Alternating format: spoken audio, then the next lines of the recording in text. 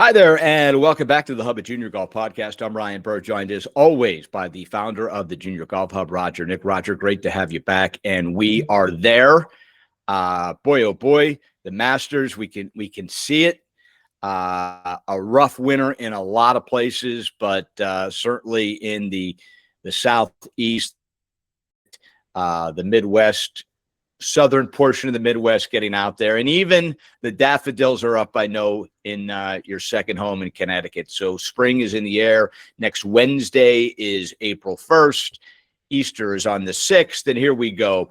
Golf for the entire nation in the month of April is on the book. So one of the most exciting times of the year, certainly with the Masters, but also just for everyone, the game of golf is here. And with that, we welcome in the head coach of the Florida Gators, J.C. Deacon. And coach, it's good to be a Florida Gator. I know that second in the polls right now, but I want to start with this. In the top 20, there are 10 SEC teams. 10 out of the 20 are out of the SEC. I guess things have all settled, and your conference was the winner. Yeah, the SEC is ridiculous. It's not just football. It's pretty much every sport now, and golf is no exception. It's unbelievable, the depth. Coach, what do you do? Just put gone fishing when it comes to recruiting? I mean, Yeah, I mean, it's you really got to get the best of the best, and the next few years are going to be really interesting with our roster limit going down to 8. It just doesn't give you quite the leeway to miss. So recruiting is going to be more important than ever before. You're just going to have to make sure you're hitting on all your picks. What I love about your program, though, as successful as you are, winning the first national championships in 20 years at Florida, is you still are Florida grown.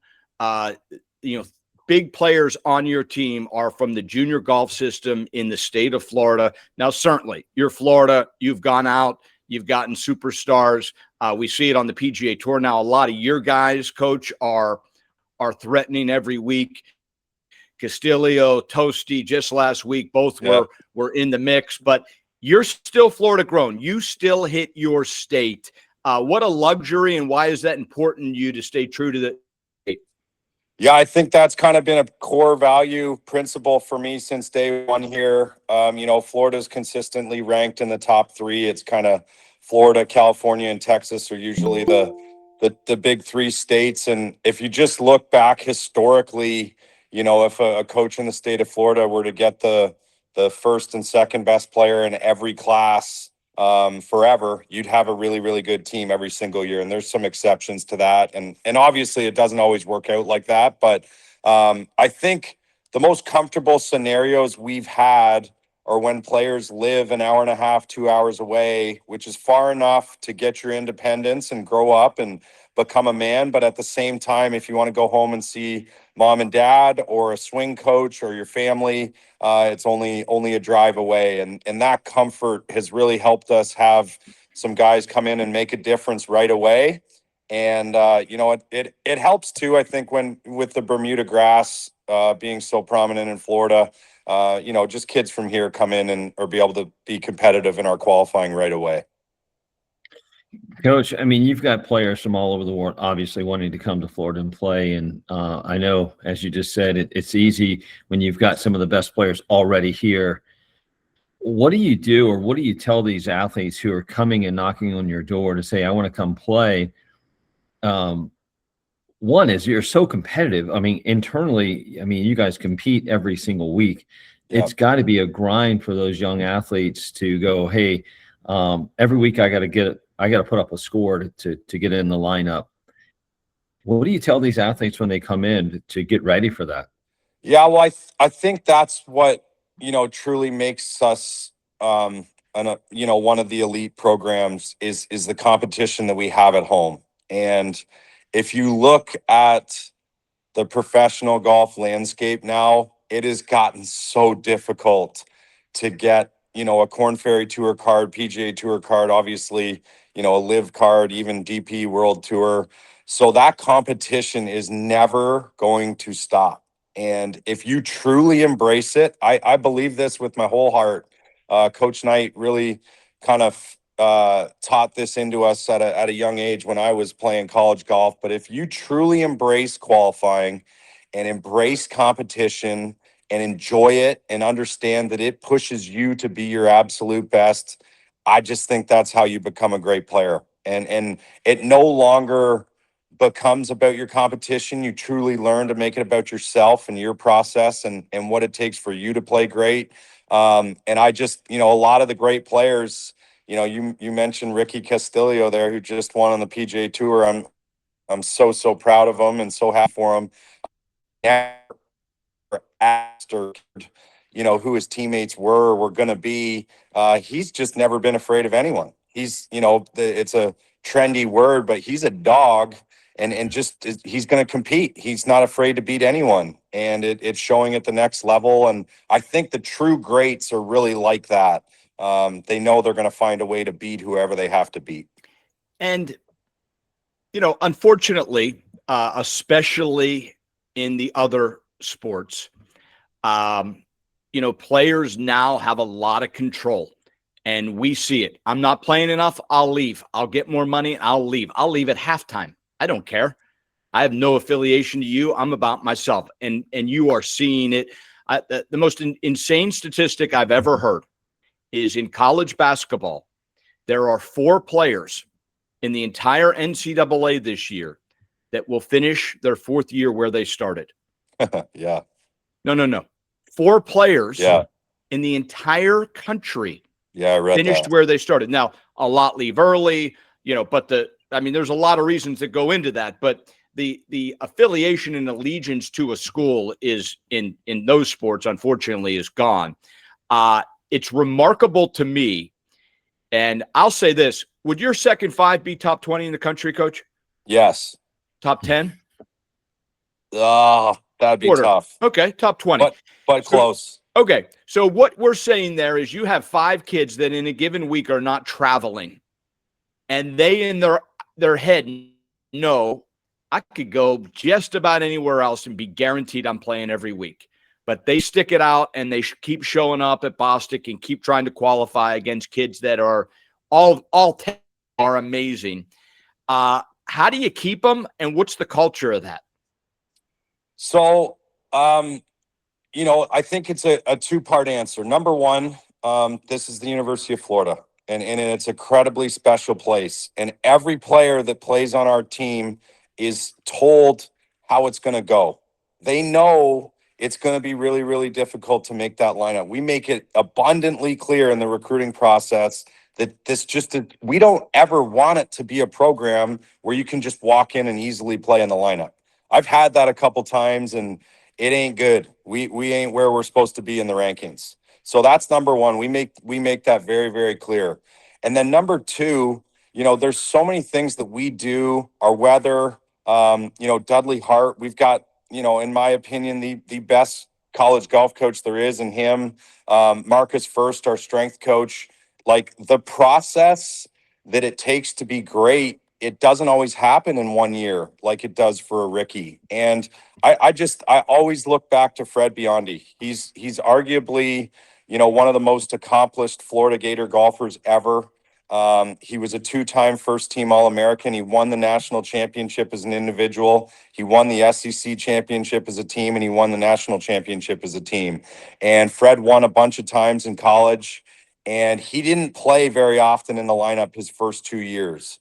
But we sat him down. Look, man, if you do these things, if you develop the way that we think you can, your success is going to come. You just have to trust us. And we try to develop the trust in all of our recruits, and it's just working. And some guys, it happens in year 1.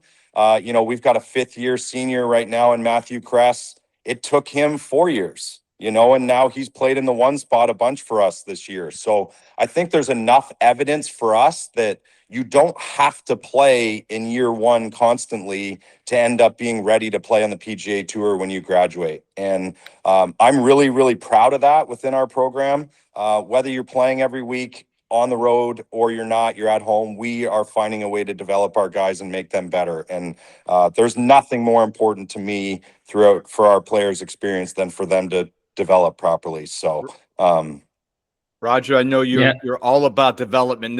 You must be just this is like Christmas morning for you.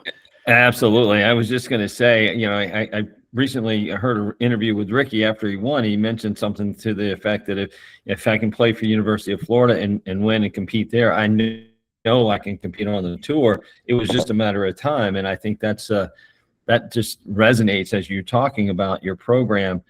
But that's not the end, right? I mean, obviously you're preparing these young men to go on to play at the next level. And I think it sounds to me, everyone who's come out of the program has always said, if I can compete at the university, I can compete anywhere in the world.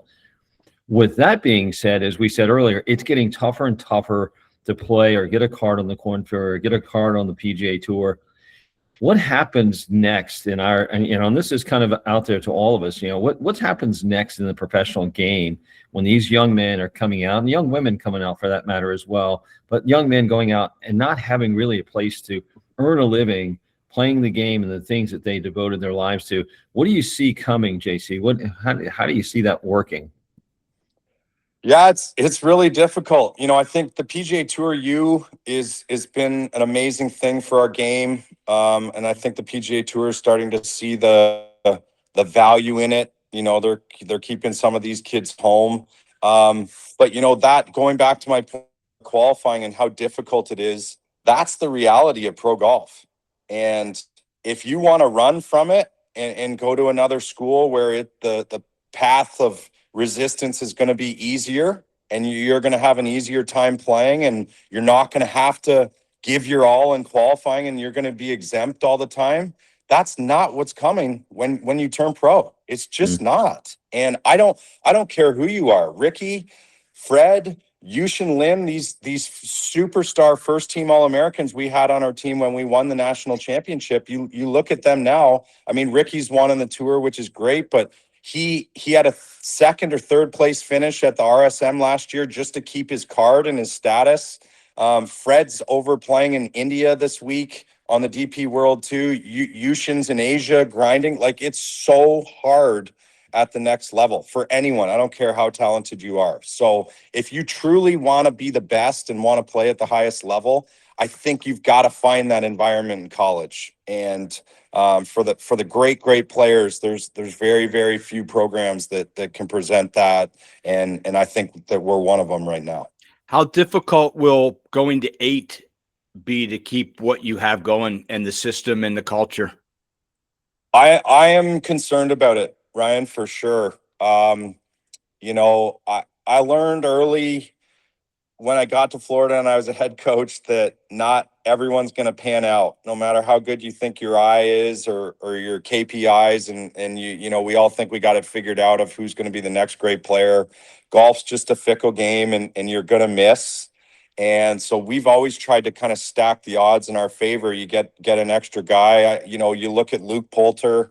We already had 3 players in our 2022 class, and Luke was a late bloomer, didn't get to play a lot of junior golf early, but he was starting to show some signs, great technique, obviously great pedigree. And we said, why not, bring him in and see what he can do and give him the opportunity. He was not afraid to compete. Like we were talking about earlier, he wanted that. And he's been one of the best players I've ever had.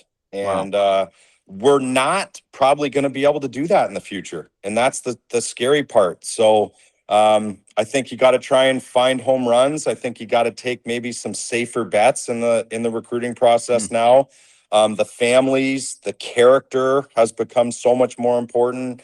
Can they handle their academics? If you got 8 players on your team and one of them's academically ineligible, I mean, now you're down to 7. You got one person hurt. You're in big trouble. Yeah. So, you got to be really, really careful about who you're selecting. And so there'll be no walk-ons, no anything. You got 8. Your roster is in the SEC as trying to get hopeful the SEC sees that it's a disadvantage here at some point and we can get to the national level of 9, that cap. I think that would be fair in the end of the day. To our players too. I think having 8 puts a lot of heat on your guys as well. But the rules right now, coming pretty soon, it's going to be 8, and we're going to have to find a way to make that work. Well, Coach, that's got to be difficult, for a lot of young high schoolers coming out. That's obviously very talented, and to your point of they've got to come out and compete right away. The pressure is on. Yep. That's got to change a little bit of the recruiting strategy, I would think, going from high school, graduates to the portal, right? I mean, that's transfers may be more prevalent, if you will, in this case, if that's the case that you don't get the 9 spot, right? So, yeah, I think there's a lot of coaches out there that are saying like they're not even looking at high school kids anymore. I just can't get there. I remember me at those ages and how exciting that process. Coach Knight, it literally changed my life. Other than my dad, he's the most influential person I've ever had in my life, and I'm just a huge believer in young people and challenging 18-year-olds and making it hard on them and seeing how they respond and seeing how they handle adversity. And I think that's how you grow as a man. And I love the job in that process too much that we're not going to get away from that. We've been very, very blessed with 2 transfers in the last few years, and Ian Gilligan, who won us an SEC championship and is playing on the Corn Ferry Tour now, and Yushin Lin, who won us a national championship and is out there grinding. So those guys were massive difference makers for us, and we got lucky with that. But Dudley and I are big believers in young people and high school players who come in, and they bring a lot. They bring an energy. That freshman class is huge because they've never done everything that you're doing. So there's that being new and that excitement and that energy level, that's big for a culture and a team. So we're not going to stray away from that. And if we have to have a lighter year at here or there, we'll put up with it. We know we're getting the right guys, and eventually when they mature and turn into the players we think they can be, we're going to have some good teams. We know you got Coach, a busy you mentioned, day. Go ahead. I just say a couple sorry, more. Sorry. Yeah. Real quick. I mean, you mentioned Luke Poulter, who obviously has been a great player now for you, a late bloomer. You were on the show a year or so ago, and you mentioned a couple of things that you look for in the players. Obviously, you saw something in him. You mentioned a little bit of his technique, but there was something else, obviously, that you probably saw. Give the audience a little bit about what that is. I mean, is it speed? Is it power? Is it just an intangible that you're looking for? Because I think that is something that these young players are going to need to hold on to, or at least understand what's happening out there, because the doors are closing very quickly on a lot of these young high school players who are top 100s, top 200 players that are just not going to get the same opportunities that was out there before. Yeah. I apologize if you guys hear a bark here. My golden retriever is getting a little impatient with me. He's over here hanging out, but very well behaved. Awesome. Yeah, he's the best. He's my guy. But yeah, I think, I don't want to give away all our secrets, but I think you mentioned speed. I think speed's just an integral part of the game. And if you have it, it just opens up a lot of doors within the development process. There's just more shots you can hit. You can add height, spin, all those things that you need to play the difficult courses that we do. Speed helps that. But honestly, I think going back to what we were talking about earlier, to be successful at the University of Florida, and I look back, Luke Poulter's probably the you can't be afraid of the competition. And Luke was never afraid of that. He got beat up a little bit his freshman year and actually redshirted. But he just never thought in his mind that it wasn't going to be possible. He always believed in himself. And that's my job and Dudley's job in the recruiting process, to find those junior golfers who want to compete and don't want to be given a free path. They want to earn it. And that's what that's why the PGA Tour is so beautiful, because you have to earn it to get out there. No one gets that's a free pass. And that's what the game is. And that's kind of how we built our program. And if we find the right who want to earn it, Dudley and I have enough experience. If you have the requisite talent, we're going to turn you into a player, and you're going to be able to play here at some point in your career. So there's obviously a few other things, but it's funny. You guys get me talking about this. I'm all fired up now. Good. I love this job so much, and talking about all these guys and their path. We talked about Luke and Fred, where they started at the bottom, Matthew Kress, and they get to the top of this program by the end of it. And it's really, really rewarding for a coach to watch that process happen throughout those 4 years. I was on the broadcast in Valspar this week, and I did not know a whole lot about Chandler Blanchet. Yeah. And so I immediately go to his bio, and where's he from? Gainesville, Florida. So now I'm really intrigued. Goes to D2 Western Florida. Yep. So I believe his freshman year scoring average at Western Florida was 76. So clearly this is a guy that may never even been on your radar. I mean, obviously he didn't have D1 offers, ends up at Western Florida, was in the lead on Sunday at the Valspar for a minute. I mean, so did you know about him? Was this a kid that just the classic late bloomer? What can you tell me about him? So I know Chandler very well. He is a wonderful young man and very, very easy to pull for. Knew of him in high school. He was not good enough to come and compete at the University of Florida. He'd be the first one to tell you that, right? I wouldn't be doing him a favor bringing him here. But you just saw him getting better. Yeah. Slowly but surely. Every year he was getting better. And when he first turned pro, Chandler actually practiced a little bit at Bostic because he'd be home seeing family and stuff like that. So we had him out, and he was on our end of the range and doing some of that. So I got to know him pretty well. But it's just been a pleasure watching him grow. He's still had some ups and downs in his pro career, but found a way to get through that Korn Ferry Tour and won out there. And now watching him be successful in the PGA Tour, that is what makes golf and professional golf so beautiful. No one's, you can do it. If you put in the work and you develop and you get better, you can play out there and play with the best players in the world. And Chandler's perfect proof of that. I'm really happy and proud for him. It's pretty amazing because you think of all the All-Americans from his class that will end up not sniffing the PGA Tour, right? I mean, you just never know. That's it. And so many number ones that have made it to all the way number one in the world amateur golf rankings, and they never hit a shot on the PGA Tour. Chandler's out there. That's the game, though. And I think that's where Dudley Hart's really, really helped us.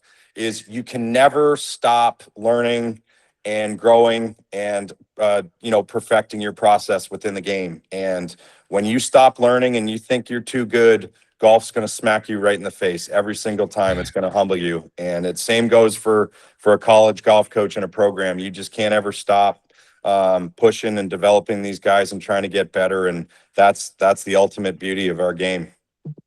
Coach, a couple last things. Tournament advice for young players. What's your advice to the young players, and what events should they play in, and what's some yeses and nos? Well, I think first off, I think it's very important to get comfortable in competition because it is different.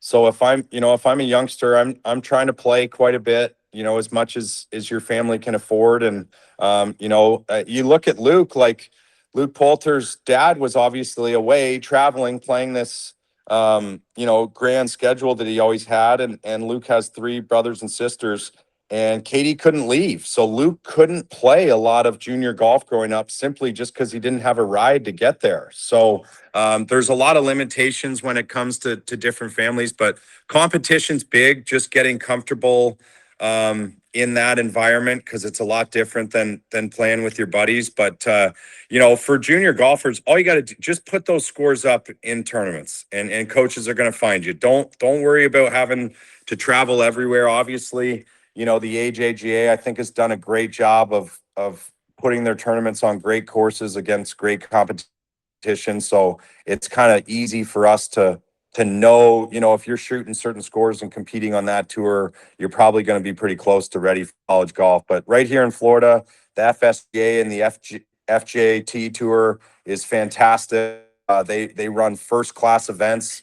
Feels very much like an AJGA to me, and the golf courses are really quality. So just having fun in that competition, getting comfortable, and just the biggest thing is it's easy for me to say, but forget about the rankings. You just, like Chandler, we just talked about it. You just got to keep getting better. So every tournament you play, it's not the be all and end all. No college golf coach thinks that. Just use it as a learning experience. Keep getting better, keep growing, keep refining your skills, learn what you did wrong.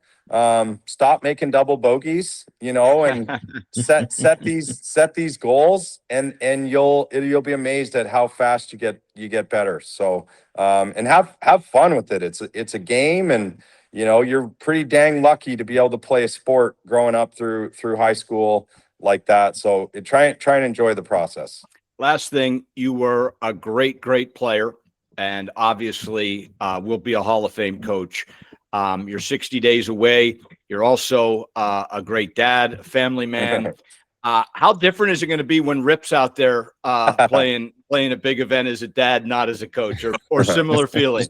Well, he's 4 now, and it's awesome for me because he is falling in love with sports. Got home last night, and first thing he said, "Dad, can we go practice my T-ball?"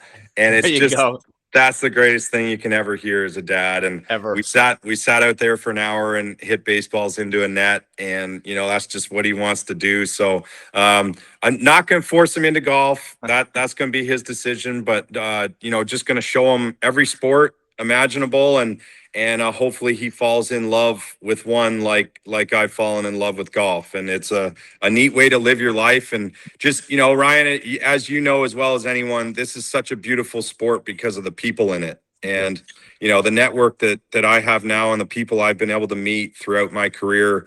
Golf's really given me everything, and I'm so grateful for the game, and thankful my dad got me into it. And hopefully we're gonna try and give back here these next 20 or 30 years. Well, you got 60 days, and hopefully we're having you back real soon, hanging a second banner. Thanks so much for sitting down with us this morning, Coach. Anytime, guys. Thanks for having me. All right. Thanks, Coach. Have a great day. Yeah, you too. Coach JC Deacon, the head coach of the Florida Gators, Roger, and obviously number 2 in the country right now. Auburn's number 1.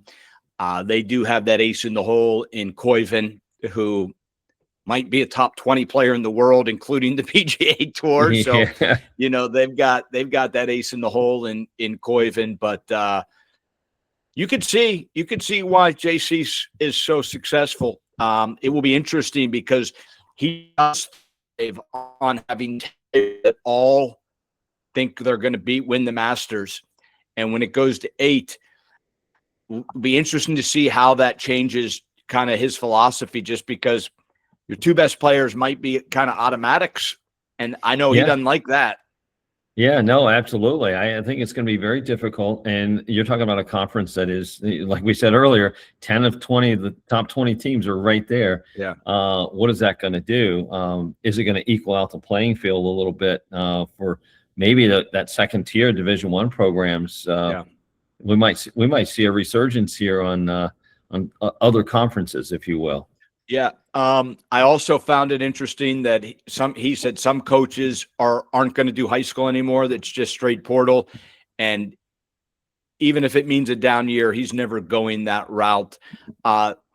Listen, I love hearing that. Listen, I'm not to cut you off. Sorry, but I love hearing that. But let's be real here. I mean, University of Florida, they got to win.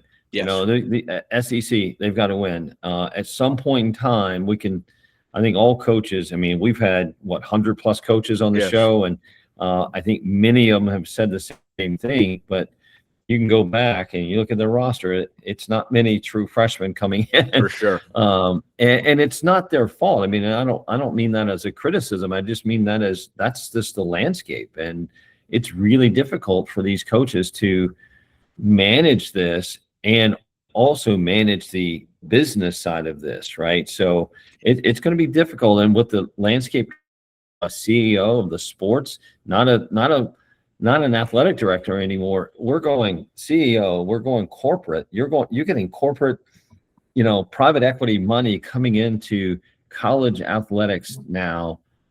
It's a business. Yeah. Let's call it what it is. And we could do 30 minutes on this. I know you're running short, so I will hit you with that. So what is our job now, you and me, as stewards of this game we're built on 8 to 18, you and I, and of course we're beyond that, but 8 to 18 is it's always been a pretty easy system of 8 to 18. If you want to play college golf, you and I will try to give you that opportunity. It's changing. How do we handle this? How do you and I handle this, Roger? Yeah, no, great question, Ryan. And, I know you and I have talked about this a lot, and many people that we're involved with, obviously, there's going to be a shift, right? At some point in time, there's got to be a shift in what we look at from the junior golf landscape as not just providing tournaments, but providing development, right? Because development matters. As Coach Deacon just said, I mean, going out there and having those reps every single day to compete against the other guy, it matters. And transitioning, or going from practice to play to competition to executing down the stretch, you have to have those reps, and it can't be dependent on whether I'm going to get ranked or not, right? Or I'm going to withdraw if I don't do well in that situation. So I think our plan is continuing to advocate and steward the game in development and adding more good data points when it comes to players playing in tournaments and making sure that they know that they're developing in the best environments possible. And that's in competition. That is part of it, but it's also, what do I do after that? What do I do between events that's going to help me get better and learn from those, opportunities I just went out and played it? That's just not what's happening in our landscape right now. Well, we have a lot of experience, and I think when it's all said and done, Roger, your legacy, if everything works out with your dreams and where we're heading, your legacy could be someone that has changed the game forever in a positive way for 8 to 18 and beyond. So excited for that. I know you got to run. Super excited. Thank you, Coach Deacon. That's obviously a big time coach. It's number 2 in the country that in 60 days is going to be playing for a national championship on Golf Channel. So always great to hear that perspective. And I think on the Hub of Junior Golf, we give you all perspectives. D3, D2. Here's a guy that, he's got one thing on his mind. That's developing PGA Tour players and winning championships. So great show. Appreciate it. For our director. So long from the Hub of Junior Golf Podcast.